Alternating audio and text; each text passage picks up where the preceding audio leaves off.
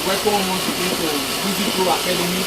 On our previous edition, we learned how to create the cover stick machine and how we can use it. But today we're learning something differently entirely. We learn how to use the pressing button machine, and the kind of brand of pressing button we are doing is quite special. It's different from every other kind of pressing button. So these are materials here. These are dies. These are already placed here. So this is what we'll be using for our project visible. So let's come on board now. So first of all, we'll put the dies, the first one, and then we screw this one to the top. Then we screw at the top. We screw. Okay.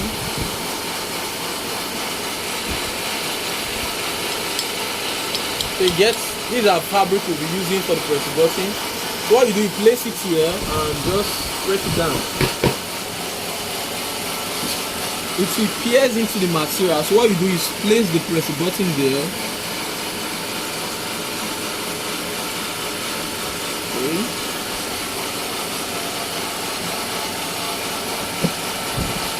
Something like this now. So you take this one there, place it up. So put the material and press it down. This is all good. You see? So this is the front. So we are doing the other side, which is the back side. So remove the dies, so it's quite different from the other one. Take these two out. Then bring this one in. And take this one at the top. Same thing you did with the first one. This is the same thing you do. So put the material in, and you knock it, just pierce the hole. Then take this one,